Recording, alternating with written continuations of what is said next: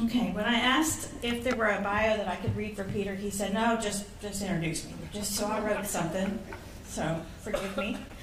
I've been asked to introduce a man who needs no introduction to this crowd. Someone who walks the walk and talks the talk for native plants and is never at a loss for words. He can be found most often in shorts and sandals, trekking through bramble or bog, barren or bagall, his internal compass rivaling that of anything man-made. Someone who cut his teeth in the native plant world, following closely in the footsteps of pioneers like L. Ray Nixon, Lynn Lowry, Benny Simpson, and his own Uncle Will Fleming. Someone whose footsteps I am honored and grateful to be able to follow today. I give you Peter Loos.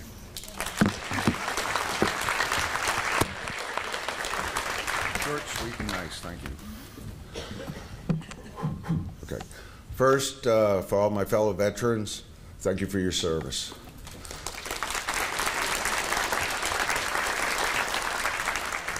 Used to have better than 20/20 eyesight.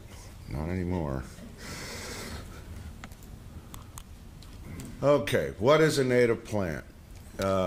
Texas is pretty diverse. We have now 11 ecosystems if you use the old system, because the Guadalupe Mountains have been separated out. But you got to first define what are you talking about as native. If it's the whole planet, then they're all natives. This came from space. Then you narrow it down to where you get to a state level, and that's a man-made geopolitical boundary. It's kind of a moot point, truthfully and honestly. Here in the Piney Woods, we're out at the edge of the eastern deciduous forest, predominantly. Before the Sierra Cascades poked up, the eastern deciduous forest went all the way in Mexico. So those of you from the hill country, you know where the relics are from the eastern deciduous forest. It's the spice bush, it's the witch hazels, it's the sugar maple group.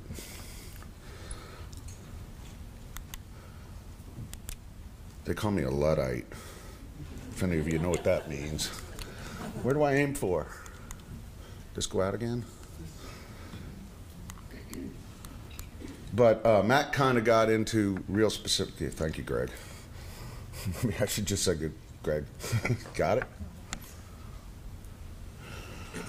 it? Anyhow, Matt went into more specifics of the ecosystems and the natives within the Piney Woods, whether it's a bagall, a bog, a barren, an upland, a river bottom, so on and so forth. Did you get it? Oh, they're working on it. So,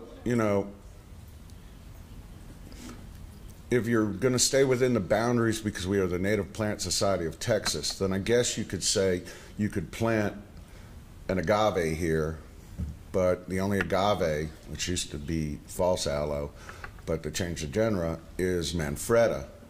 The agaves aren't really native to here naturally. And a real good example of how much of it was natural and how much of it was man is you're also along the oldest road in the country that went from St. Augustine, Florida to Mexico City, the El Camino Real. And it's possible, oh, there we go, cool. And so it's quite possible moving livestock, horses, wagons. There are species that you can find in the Piney Woods, some of which I'll show, but mesquite was found, but it predominantly was within a few miles of Highway 21 on the Weeches Formation, which is more of an alkaline situation. There used to be Sephora Finis. I still know of a few places where there's Sephora Finis, Eve's necklace. So when you're thinking about it, and gardening, all rules are off. Dave Creech will probably tell you I'm supposed to be only about natives. Truth is, I come from a gardening family, and I like a rhododendron as much as the next guy. So basically where I'm going with this, now that we got it working, is the main thing you should consider is the right plant for the right place. So shade trees, different time, different angle, but probably within 10 feet of photograph you saw of Matt's at least twice in fall color yesterday. This is Cypress Creek. But I actually enjoy the deciduous trees more in the middle of winter when they're defoliated.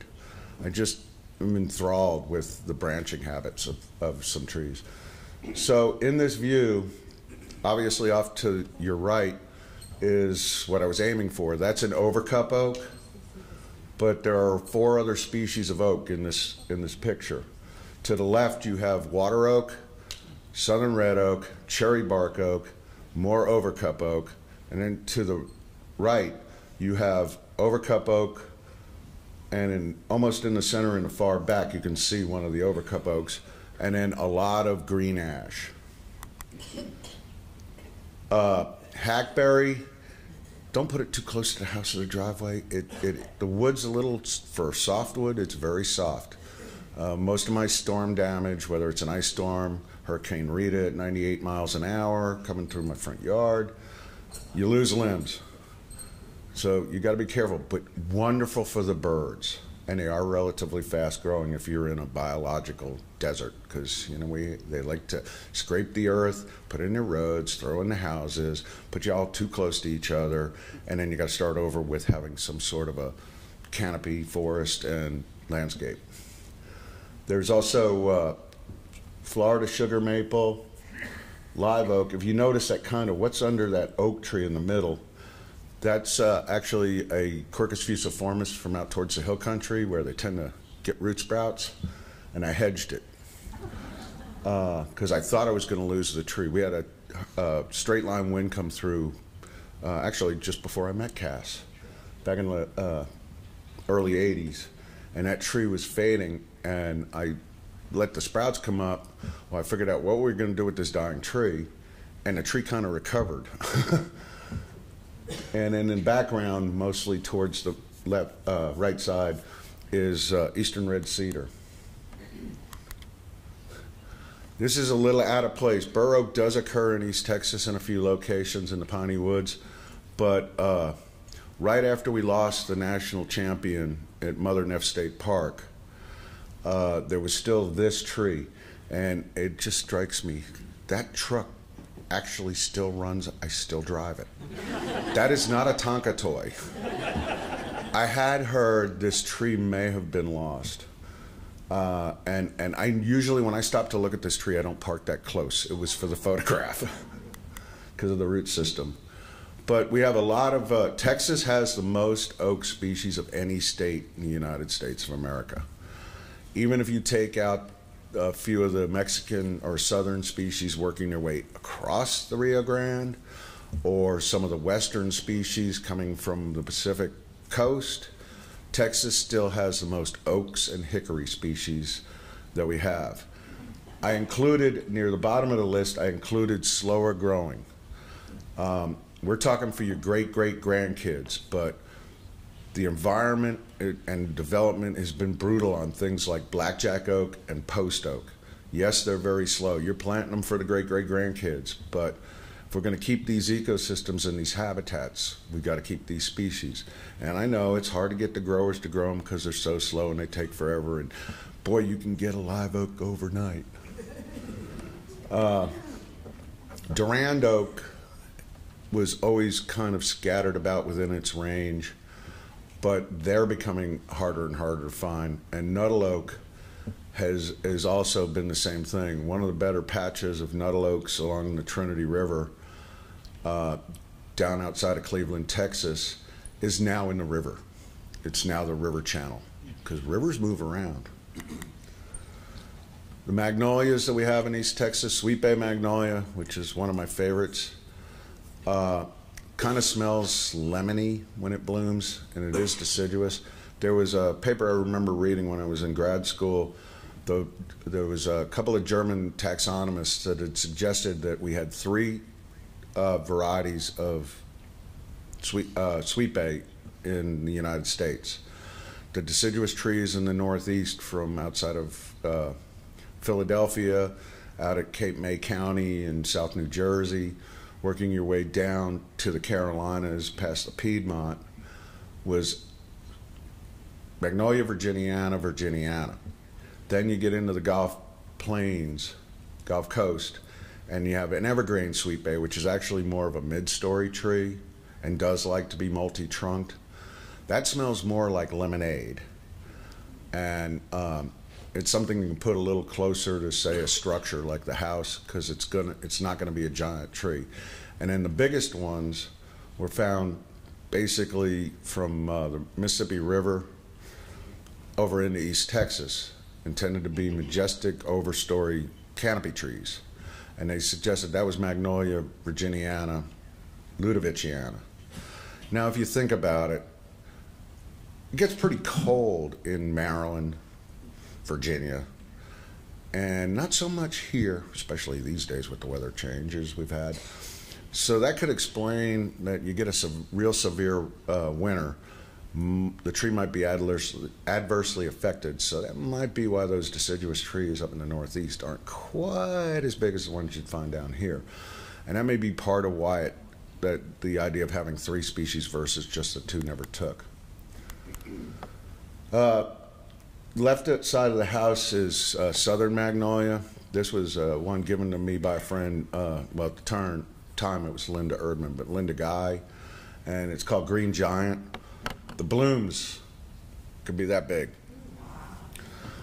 It's just enormous. The leaves are a little bit bigger than you find a lot of the times. So Green Giant, that's originally what I thought it was because of foliage. The first time I saw it bloom in a landscape in Mobile, I went, oh. But when they start to bloom and the weather's still fairly mild and I keep the windows open, I actually sometimes have to close the windows because fragrance is almost overwhelming. I showed the southern sugar maple with a couple other trees. When I got up this morning, and this wasn't the ice-pocalypse. I didn't have a snowmageddon. I had an ice-pocalypse where I live. I had, an inch of ice, not 14 inches of snow. But again, I just like the deciduous trees when they're defoliated. The other sugar maple group we have in East Texas is Acer leucodermi, chalk maple. It is an understory tree for the most part. Very slow, but I've seen some big ones in my travels. And then this was the ice-pocalypse when I got a little bit of snow at the tail end of it, with my female red maple in full swing, but bloom. But it's actually the best picture I've got of red maple, Acer germundii, in flower. It's the best flower pictures I've got. American beech tree, again, another one you're planting for the grandkids or the great-grandkids, but we're losing beech habitat. If you're not actually in a ravine where it's almost impossible to get in there without it costing a lot with the equipment and all, or because of the Clean Water Act, you can't get too close to the water source, pine trees is money. So beech trees and the oaks and some of the other hardwoods are what suffer. One of the most durable trees, when I worked for the city of Houston right after my master's, I realized you could stick a cypress tree pretty much anywhere. We're talking in an esplanade and an I-10 exit between Houston and Beaumont in some of the nastiest gumbo you've ever seen in your life. Chemical waste plants down towards Texas City or near swamps. But you also have the nisses, some of the nisses that are a little more hydric liking. There's swamp black gum, Nissa by color. There's Tupelo, Nissa aquatica. I don't really see them ever used in landscapes. You get that wet spot in the backyard because they didn't really do the drainage before they put in your subdivision, and you get seasonal wet. Nissa aquatica is kind of a nice tree. And sweet gums, super fast growing, I know, in the piney woods. You mean that weed tree? Great bird food, great nesting. Actually, I haven't seen this pair of bald eagles in probably 9 years now, but they used to come every fall and come back in the spring and hang out. So we have three native species of pines in East Texas. There's longleaf pine. If you went with me yesterday, you probably got tired of seeing them. A couple of the other field trips, Suzanne went to one of the better locations of longleaf pine savanna. But also in this picture is shortleaf pine, and it's just left of center and in the background, and then loblolly pine. Loblolly pine's the fastest growing, so that's why we're losing our longleaf habitat, what was natural habitat. You can get a loblolly to the mill a lot faster. And I pointed out to my group yesterday, that's why some of us with gray hair, remember, you used to be able to go to the Home Depot and buy a board without 1,000 knots in it. That's because it was either older loblolly or it was longleaf, and if you were lucky, yellow pine shortleaf. Now they cut these things down as soon as they can, and if it doesn't go to the pulp mill or the chip mill, they'll make a 2x4 out of a tree that probably shouldn't be cut for 30, 40 years. And so you've still got all the branches and you got the knots. And this is one of the biggest short leaves I've ever seen. I was out running around with, I don't know if he left yet, he said he had to go to work, but Scott Wahlberg, he's got him in there for scale. Scott and I were out exploring in North St. Augustine County, just outside of St. Augustine, and came across this shortleaf pine. And even though he's just down the slope and on the road from it, we could barely touch hands, wrapping our arms around it. So other trees, hickories, there are a few species that are relatively quick growing for a shade tree. Water hickory, and it's fairly drought tolerant. Bitternut hickory can be slow the first couple of years, but then it'll shoot up fairly quick. But shagbark, probably the best tasting and the prettiest because of the shaggy bark. Yeah, that's the great-great-great-great-grandchildren you're planting it for. I'll just be honest. And then black hickory, which is the most adapts to the most diverse sites, and they're out in the hill country and all that. I don't know how many greats you got to add, but it's a lot. They are extremely slow.